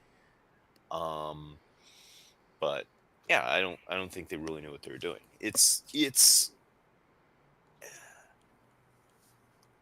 when if we're all successful as creative types and we get to the point where we're either getting other people to work with our creative properties or we're working on someone else's creative property, I think a bare minimum, not something that's nice to have, also a bare minimum in any circumstance with that is someone is familiar with and likes that property. If they don't know about it, if they aren't fond of it and want to continue it, they shouldn't be working with it. So here's the thing. Our group, the Pinkertons Ghost Team, which you are a part of, David. Yeah. The Pinkertons Ghost Team, there's always going to be a limit to the levels of success that we reach. Probably so. It's not just because we live in Clown World and surrounded by the Death Cult. It's also because we're serving it's more than that. It's also because in a broader sense that we are servants of Jesus, that everybody on this group, me, Ben, Ken, and you, all of us are servants of Jesus Christ. Yep. Indeed. So there is a certain level of compromise that We lost him again. He'll be back in a second and all at once. Okay. we will never, that none of. Maybe. Why has Galaxy's Edge not been made into a Netflix series yet? Like, it's a rhetorical question because even though they'll give other answers, and it's not, and I'm sure that the other answers aren't complete lies, Right. it's because Nick Cole is a Christian. I don't know about Anspatch. He might be. I have no, I just don't know. I just happen to know that Cole is. So you know what the vicious answer as to why that they don't have a Netflix is that Nick Cole doesn't want to be associated with pedophiles. He's right. Well, yes. There, I have what no was it idea if called? Anne Vatch Beauties? is a Christian or not. For It's all gonna I know, be he a might hard be. thing I for just me to live bring up down. Cole because I know Cole is. Right. So, why have they, like, how has that not been made into a series yet, even though it's extremely popular? Larry Correa is another example. The Oh, Monster Hunter I would series love to is have a more Monster than Hunter popular series. enough. So hold on. It is Hold more on. than popular enough to be made into a series. So I know the answer There for have been that. less popular works. Ben Go ahead. can actually answer. So Larry Correa actually has sold the option to make a Monster Hunter series to some studio or other. However, they are sitting on it. They are not working with it. Because Larry Correa is a Christian and a conservative. That's true. You're absolutely right. Part One Studio has. Do they have an agent calling up Netflix or any other movie production? Sure, but like, also if Netflix showed up for Pinkerton's Ghosts, like Mhm. I'd be like, yeah, but I don't want to be associated with this. Like. Oh, what would you? What are But the here's the odds? thing, Right though. now, we've had a very, to be clear, very idle discussions about this, just amusing ourselves Yeah. discussions. But like, if Netflix came and talked about it, I would be against it. Yeah. Like, I don't want, and I know Ben and Ken actually said no, I would do it, and I was like, I actually wouldn't want to. Now, to be clear, we haven't had real discussions because it's not going to happen. Right. Like, don't get me wrong. If Fox Day or something like that becomes successful, and it's like, Ben, we want to make a horror show, a Pinkerton's Ghost horror series to back up our movies. Yeah, sir, absolutely. Well, Like, he's not If gonna Vox run Day his wants to do it, Vox Day I trust, so yeah, yes. He like, wouldn't. Neither he nor Larry Correa nor mostly anyone else that you've ever worked with would run a steamroll over it because you trust them to do that. yep. The problem with a lot of big studios is they're Vox gonna Day run it. wouldn't make a. So here's the thing about Vox Day. Like him Hold or on, let dislike him, let agree David with him or finish his disagree point. with him. Go They're ahead. not Oh, I'm gonna run a sorry. steamroller Sorry, over David. your plot. The thing that happens with a lot of these places is the big studios, for one reason or another, and we could continue going on for that forever, and there's a lot of reasons, most of them bad, is they're going to steamroll the content. They're Mm-hmm. going to reform it into what they think their vision of it should be. You lose Yep. creative control. And This goes back to the only reason I would do Pinkerton's Ghost on Netflix if I had utter creative control, up to and including no matter how much they've spent, I they can would pull the walk plug. away and say bye. Yeah. Right. And if you can't say no, then you're not really free with it. Yep. The other thing that's going on with Pinkertons, one of the things that we're coming up on a year now, and we've got a consistent thing because Ben has a specific vision. This is what it's going in. These are the kinds of things. I throw ideas at Ben and see if they stick, and he'll be like, yes or no. But it's his toy. Someone doesn't get to put in something that's completely off the wall that doesn't fit in Pinkertons. Mm-hmm. I mean, the commonality of our beliefs may have some effect on this, but there's also some things that I might be interested in doing for a story, and I'll look at it and I'll think to myself, I like Pinkertons. Would this really fit in the Pinkertons world? No. You don't even hear about it. Mm-hmm. So And I appreciate that. Like, I do have a Bradford Walker says, I made it clear if it's anime adaptation, if it gets on film or TV. And absolutely right. Let's have the Pinkerton's Ghost High School Shoujo romance series.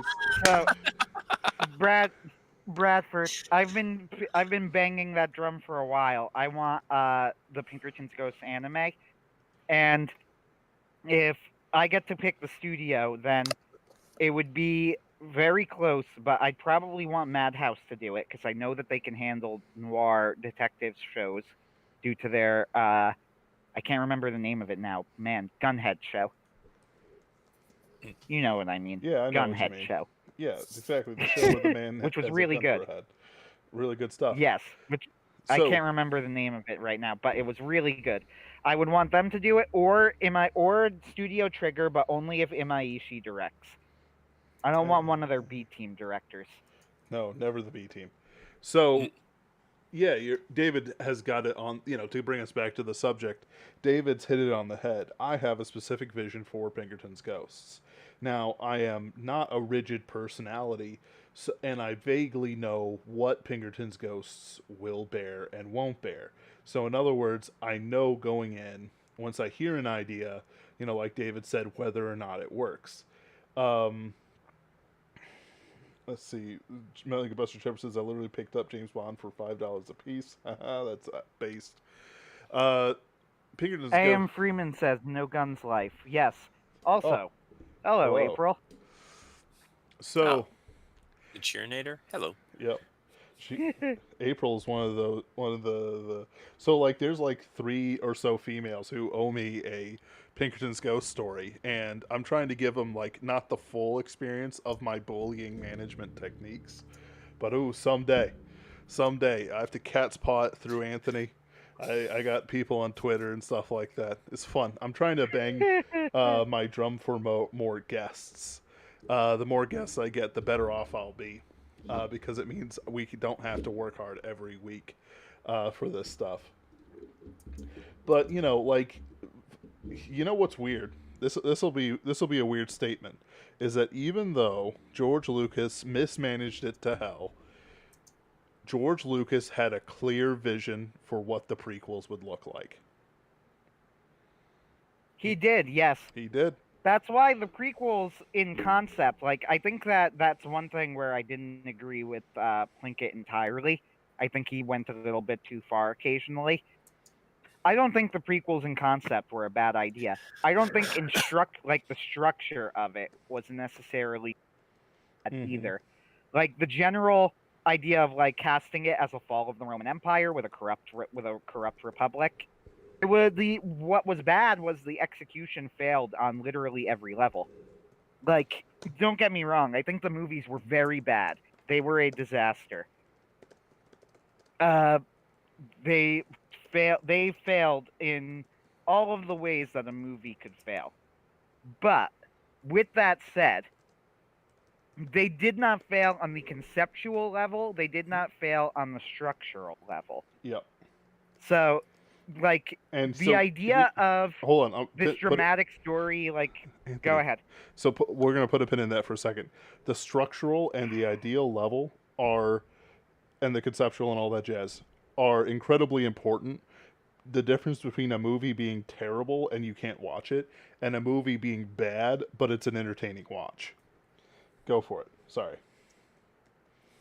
No, that's a fair point. So, because I did mention that I am kind of entertained watching these movies sometimes. So that is true. Although I do think that they're mostly on the bad side and the boring side. Like, I think that Clone Wars, for example, is just a boring movie.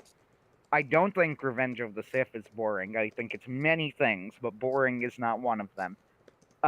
And Phantom Menace, I think, can be kind of boring, but like some of the bad dialogue has their moments.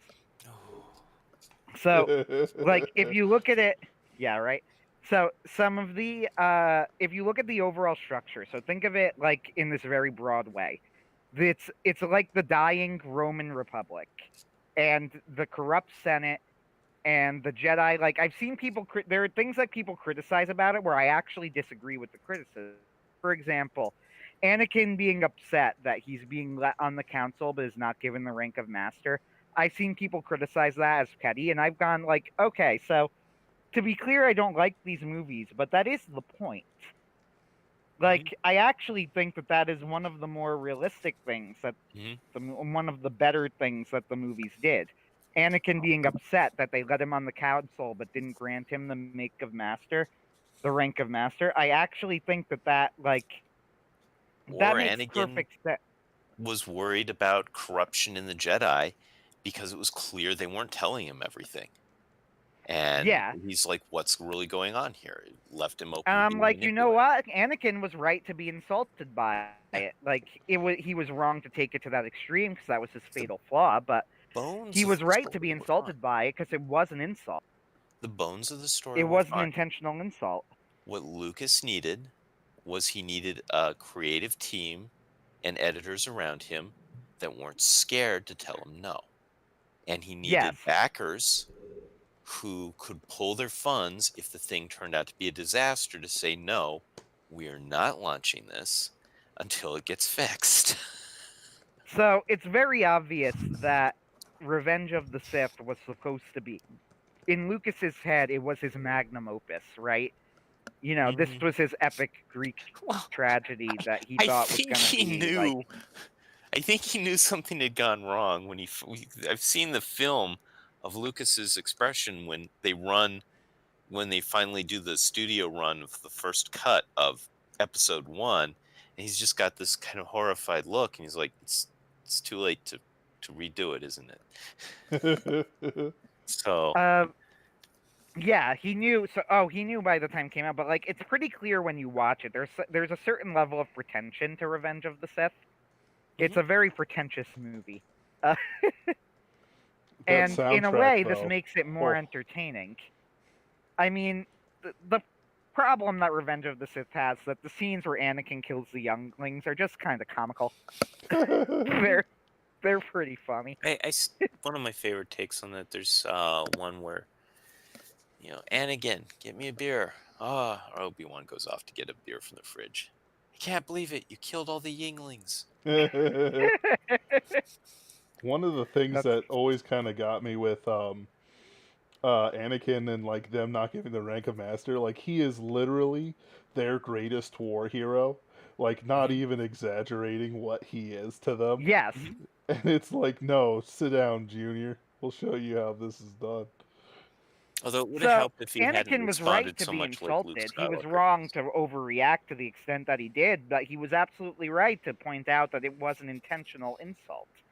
So one of the many problems that the movies had too was that you were supposed to buy this deep friendship between Obi-Wan and Anakin when they like don't actually And it's show any not of it. there. Yeah.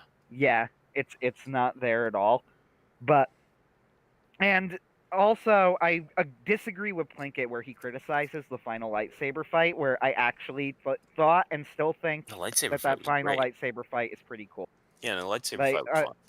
I mean, granted, the ending is super retarded, and I've seen fanboys try to justify it 6 ways from Sunday. No, that It's was a over, pure. Anakin. I have the high ground, and You Anakin can goes, only "What are you jump 30 talking feet about?" into the air, right? Yeah, Um, like the end, and I've seen fanboys try and justify it so hard, so no, hard. They go but out there's of their some. way, coming up with the most retarded theories. Yeah, most of the. Obi-Wan Yeah, was bluffing him. Like, bluffing him? What are you no. talking There's about? Like, Anakin doesn't know. the Like, very end doesn't make any sense of that scene, but So like, I the absolutely rest of the love scene that is scene pretty cool. where Yeah, it so is he's got pretty cool. Obi-Wan down on the table and he's glaring at him with this hate in his face, and you're just like, okay, that's what's behind the mask in the later movies. So Bradford Walker says prequel sword fights were legit. The actors put in the work. Absolutely, absolutely. So here's the So- thing. No, hold on. Go ahead. Yeah. So the biggest problem in the lightsaber duel is that there were 3 options for him to take. The jumping option, which he took. Then there was the option where he remembered that Obi-Wan Kenobi is the greatest master of self-defense lightsaber combat. To the point where they sent Obi-Wan to kill General Grievous, trained by Dooku, who could fight with 4 lightsabers at once. And then he decided not to jump, but instead did something else, like collapse the cliff or something. Or he would have retreated to fight another day, like retreat, minute and then come back around, before Obi-Wan made it to the ship. But he chose the dumb option because ultimately, there's no real good option for him to take. That's also a story that that stays within the time limit, that makes sense for the characters to move through. It's more the fact that they had Obi-Wan go, "It's over, Anakin. I have the high ground." Because he clearly has no clue what to say there. Like, what are you talking about? You're like 5 feet above him, and you could jump 30 feet in the air. Yeah, I've seen people go like, "Oh no, Obi-Wan's like bluffing him." Or like, bluffing him? What? Like, Anakin doesn't know how high they can jump? Yeah, they've only like, what together is for Obi-Wan decades. bluffing Yeah, about? no. Like, what is he trying to fool him into doing? He knows exactly what his abilities are. They've they've been fighting siege for a cities while. and stuff like that. Like, it's Yes. it's pretty nonsense. But the rest of the scene, so one of the Plinkett review criticisms of the lightsaber fights was that they were more like a choreographed dance than a fight scene, and this was true sometimes. I don't think that's a bad criticism. But with that said, they were pretty fun to watch, I I mean, think, they're most of the space time. samurai, and They if were you pretty fun to look, watch most. No, yeah, but you they're need weight to them, and they're. sometimes they didn't have weight. I thought I thought the lightsaber fights were by and large fine, and that they seemed choreographed, which of course they were, but it didn't seem that far off because this kind of all the way through the movies is the idea that these are space samurai. Like, Look, they're some of knights. them were really bad. Like the Yoda Sidious fight was just terrible. And that's That's when Oh, I not threw just because the it me, was whole a. right? Senate at him. That's That's not whole just me, Senate. right?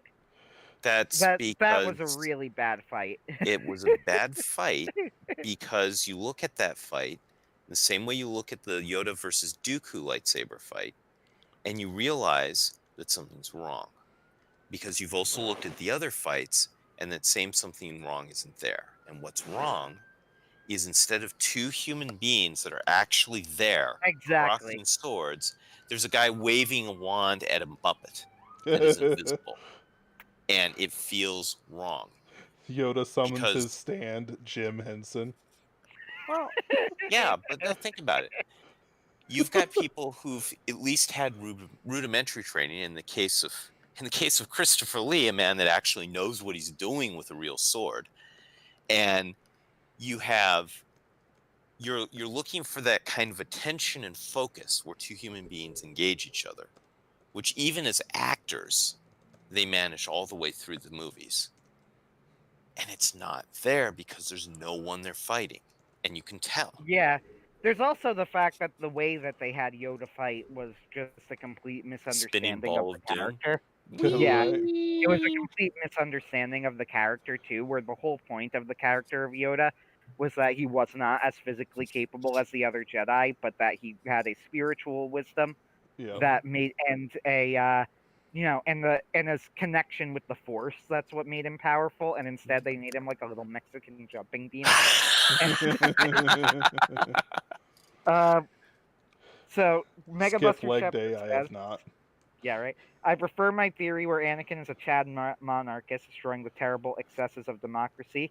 A.M. Freeman states the Empire did nothing wrong, and Orem states it's I hard to was be waiting Chad for when you whine about sand and kill younglings. that. It gets in everything. It's harsh. Catholic Lancer. Oh, that's Pierce. Hello, Pierce. Just watched Adversity's breakdown of the Mustafar duel. Great fight. Was the Mustafar duel the final fight? Yes. I don't Yeah, I remember thought it was good. names. Okay, yeah. Aside from I that actually, final that's part one where thing you where I just do want to disagree with groan. Plinkett. I think Plinkett is occasionally harsh in places, but I also think it's impossible to come away from his reviews thinking that the movies are actually good. Well, there's this Like, amazing. I love his take on when they went to fight Darth Maul, and they're like, let's fight the Sith Lord with 2 Jedi. Wait, what if we used 5 Jedi or 7 Jedi? It just shows all a composite scene of like all the Jedi lighting their lightsabers at the same time. You yeah, see Darth that's Maul true. open the doors in the famous scene, takes his head thing off, like, oh yeah, I'm bad. And then he just stares and is looking at the sea of Jedi with lightsabers and goes, oh, pushes the button and you see the whole thing in reverse as the door's closed. Like, keep pushing that button, get that door closed. That is pretty funny. There are also other action scenes that aren't exactly lightsaber duels, but that make no sense. Like when the Sith go, kill the Jedi, and they send droids after them, and the Jedi Like, just aren't even does phased nobody by know them. what Jedi can do at this point? That was the only Yeah, problem with that. and the fact that Dooku is also a Jedi, Like, Sith, but come on, he's a in Jedi, like, movies he has the same 4, Jedi. in movies 4, 5, and 6, it's not so crazy that people decide to swarm Luke and don't realize what a horrific tactical error they're making. Because they're thinking, it's a guy with a sword. We should be able to handle this. Look at this nerd. Yeah. Well, I mean, it's, the sword will cut you in And half Mark if it Hamill hits is you, pretty nerdy. but we're 30 feet away, and there's 50 of us. Like, and then you have the movies 1 through 3. And Jedi are an established thing. The Jedi Order is well known. Everyone knows what Jedi can do. The idea that you could send a couple of droids after a Jedi is just retarded. It's like, gee, I don't understand. we sent 2 guys with Uzis after a battle tank, and they didn't take it out. It's Like- like they Oh, should all man. know that They- I'm doesn't just work. thinking of some of Plinkett's stuff. He was great in those reviews, and his Phantom Menace. And he goes, "Wait a minute, so she's pretending to be her servant? Is this like a little role play that they do?" They go, "Do they do this all the?" He's like, "Do they do this all the time? Like, what if she tells her to like clean her shoes or something? Is she actually gonna do it?" They go, Right. "Like, are there no limits here?" It's like, why would you agree to this? Who thought this She was was a a good body idea? double, and it wasn't terribly. It wasn't. And they the most also have the believable scene thing. where they're like, Anakin is her bodyguard. They go, "I like how Anakin is her bodyguard." And, instead of being in like an interior room in this apartment where she's hidden and Anakin is Mhm. outside watching, Yeah, they've they're no next to this security massive procedures worth window. anything. They're next to this massive window where anybody can see outside, and it's really, really easy to fall out. And then at one point, when Anthony, they're out on the balcony several times. I yeah, know. Like that's true. On a world And then they city. go, and then in Any this one protective scene, services detail would scream at like all of that. It's ridiculous. Never mind that she's got a Jedi as a bodyguard. There's attempts to assassinate her. She's a planetary senator. She should Bradford have a Walker protective says- service detail that's worth something Yes, in the you're first right. place. But Bradford Walker says ridiculous. that bit where Padme swaps with a servant is not out of line. I'm gonna have to disagree there. I thought that was pretty silly. Just In the circumstances, it was kind of off. You'd have a I dedicated thought body it was double in kinda a silly. different Yeah. location. I There are mean, people that do so body that's the doubles. real. You're right. I think that's the real thing. Why are they together? How does that make sense? It that they would doesn't. be They wanted together? to do the whole "we're going to test the true heart of somebody" thing. Exactly. That was Um, the silly part. Also, the creepy overtones of the relationship between Anakin and Padme too, which I've seen fanboys try hard to argue it's It's just intentional, and I do badly not written. believe it. I don't No, think it was intentional. It's I badly think written. that George Lucas is just was just not a good writer. That romance is horrifically written. Yeah. There's I've seen one people good say like it's romantic supposed to scene. be kind of creepy, and I don't believe it. I think no, Lucas is just a bad writer. Yeah, no, the actors are fine. They both look good. Well, Hayden Christensen can't act. Let's be clear here. Yeah, Natalie Portman, believe it or not, can. Yeah. So we happen to know for a fact that it's just bad dialogue because It's we've seen her bad acting writing. before. Yeah, It's not just the but dialogue. Hayden The whole Christensen, I've never seen him act well. It's so. bad writing. It's bad dialogue. It's bad directing. There's no chemistry. The writing is hackneyed, and the things that throw them I together. slaughtered them like animals. They both look good. The story of you've got a warrior monk who cannot marry, falls in love with a princess is fine. There's nothing wrong with Yes. that. The problem is the writing is horrible. There's It's one even scene. kind of based that it corrupts him. Like Yeah. most modern stories, most people who would tell that sort of story wouldn't do it like that. But No, they do love conquers all. yeah, exactly. Right. So it's So I even kind of there's like that they even a actually level of have the based there. relationship destroys this. And then she dies of a broken heart. Don't get me started. There's and actually a C-3PO scene I witnessed like it because when they're going out to the Colosseum. They're on the chariot. They're being taken out in the Colosseum. All the aliens are cheering because they're going to get murdered, and they embrace. Like that's about the only scene in the romance I like. That felt heartfelt. Otherwise, I kind of pretend it didn't happen. yeah. I'll try spinning. That's a good trick. Honestly, Kid Anakin is the best version of the character, but that actor got messed up in life. Like he did, yes. He's just messed up. What I'll happened? try I don't know. spinning. That's a good Much trick. celebrity news. So Poor kid. There was nobody who could make that good. But- It's not his fault. right, but it wasn't that like he got messed up because people were criticizing him. It was just that hey, you played a Star Wars character. Your life's over. Like that's it.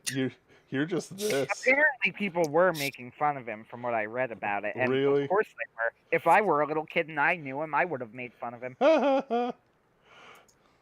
That's unfortunate, Anthony. You're terrible. You know I'm right. You would have too. Let's see, Bradford Walker says back when they made the Phantom Menace, Nat Portman and the girl who played her bodyguard servant, who was Keira Knightley. I do keep forgetting that. I do like Keira Knightley. Yeah, you're right. Mhm. She's fantastic. Did pass for one another. Not true by Attack of the Clones, but hey, late bloomer. Mhm. I guess. So Keira Knightley did a Pride and Prejudice set, which is Oh, yeah. entirely inferior to the one with Colin Firth, which is the only appropriate way to watch Pride and Prejudice. I've never watched any of them, so I couldn't tell you. Mhm. And I probably never will, I'm going to be honest. Don't have much to say on it. Yeah. Although You come in the on my stream. Lady Pinkerton's detective was still a hoot. Oh, absolutely. I Oh, wish that was a blast. It was. It was a lot of fun. It was hard to edit that though, like because I did the editing it together. It was like, where are the lines? Catholic Lancer says, "Are you saying there is a timeline where Keira Knightley played Padme instead?" Yes. Yes, and it would have been no different because you can't fix that dialogue. Okay, but a Natalie Portman Pirates Pirates of the Caribbean. Probably would have been worse. Okay. Here's the thing about the Pirates movies. I seem to be in kind of a minority opinion that I think the only good one is Curse of the Black Pearl. Curse of the Black Pearl is a great movie, and the sequels are not that good. I only saw up to 3. I didn't care for the other ones as much myself. Number 2 had really, really cool special effects, but it was extremely boring for very long stretches. It had moments of brilliance. And number 3, I just didn't think was good at all. I couldn't get into 3, and I tried. Yeah. I actually thought the 4th movie was like okay. I liked it more than 2 and 3. I was a big fan of 2 and 3. 3 especially. Like I really think that I did not like it, but I seem to be in the minority there, so because has like fanboys. Yeah, and also Pirate Dice is actually a fun game. I played it. It is fun. It is fun. So, especially when like my family gets involved, because we're cold people. Like we got our own moments of warmth, and then there's moments where we just start playing mind games with everyone, and it's like, oh no, and it's like all of a sudden we're like stacking on things, and it's like, how do you guys have a functional family? Like, do you just like forget it? And the answer is just yes. We just kind of move on with our lives because we're not worried about it, because it's just a game. Though, so here's what makes like number 2 and number 3 good, and it's the villain, and it's only the villain. I'll give you that. Davy Jones is a good villain. Yep. Other than that, I don't really have any reason why it's good. Part of the crew. Oh yeah. Oh yeah. Just like I said, it had moments of brilliance. It did. The first movie, now Curse of the Black Pearl, is an all-time favorite. It was just charming all the way through. Oh yeah. There was never any point in Curse of the Black Pearl where it just stopped being good. It was good all the way through. The writing, it just had everything going for it. Like there was no. What made Curse of the Black Pearl, I think, so good was that it wasn't a turn your brain off movie, which I never enjoy as much. You know, I can enjoy them, but there's always a level that I'm holding myself back. Pearl, like I could think about that movie and it holds up all the way down to the twist at the end when he drops the money into the the cursed money and then Barbossa starts bleeding out. Brilliant scene, great concept, great idea.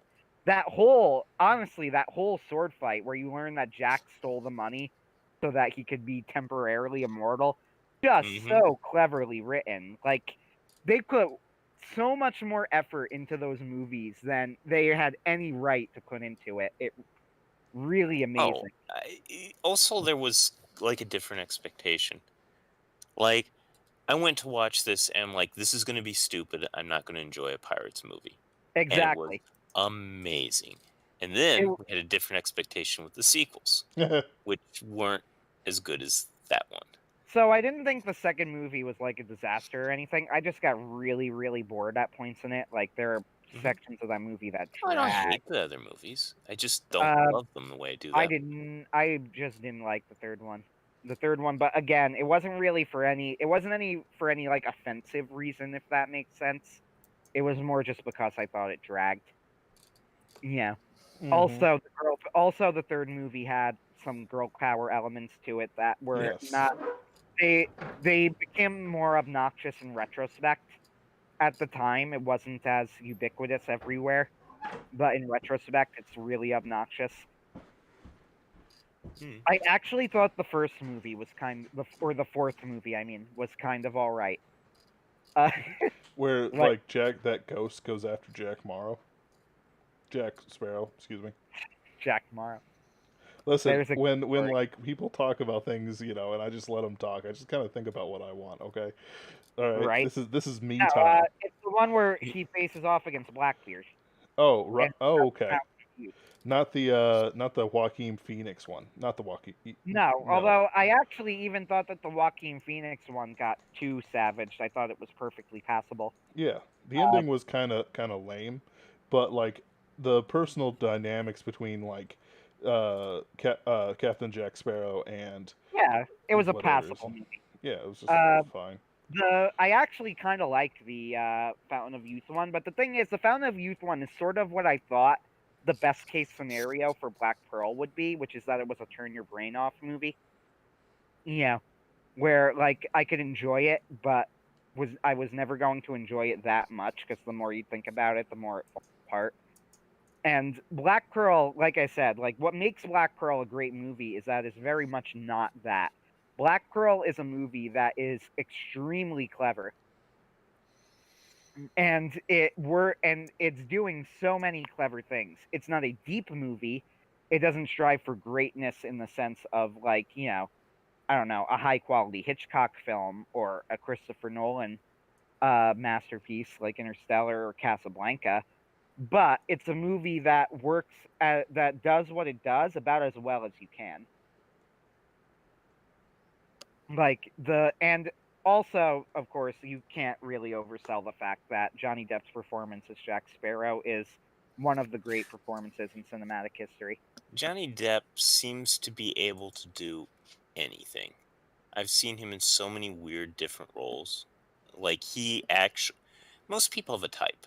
They play two and they hit it. He has a type. Depp His type is can weird. kind of do anything. His type is weird. Yep. That's his type. He was really good in Sweeney Todd. I saw Sweeney Todd at my college theater. I did not understand the hype. The movie version's pretty good. I saw a high school version of Sweeney Todd, believe it or not, but Ben knows this because I've mentioned it before, but the area that I live in is well known because we have like a big award show with all the high school theaters, so it's competitive. We have really, really high quality high school shows.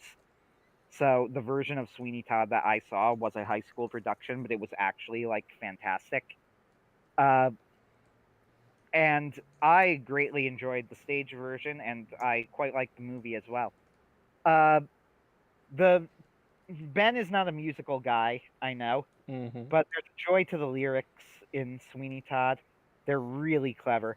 The Little Priest song is truly one of the most lyrically clever songs ever written. When Mrs. Lovett is singing to Sweeney how they're going to make pies made of human flesh.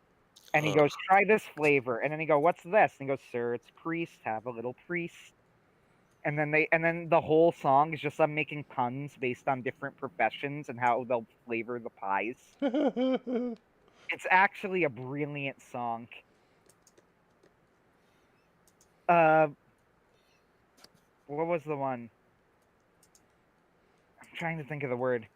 Has a lot of fat, only where it's sat. Have you any poet or something like that? No, you see, the trouble with poet is how do you know it's deceased? Stick to priest. And then he takes a bite and he goes, heavenly. Oh. So you like really bad humor. I Got it. love really bad humor. Have you not It's you've terrific. acted, Oh, you that know, song is actually Oh that's yeah, half. no, the amount of cheese in Pinkerton's Girl Detectives was like astounding. right? Um, like I go back and I'm listening to it, I'm like, wow, that's I'm looking up the that's a lyrics a lot of little. Velveeta.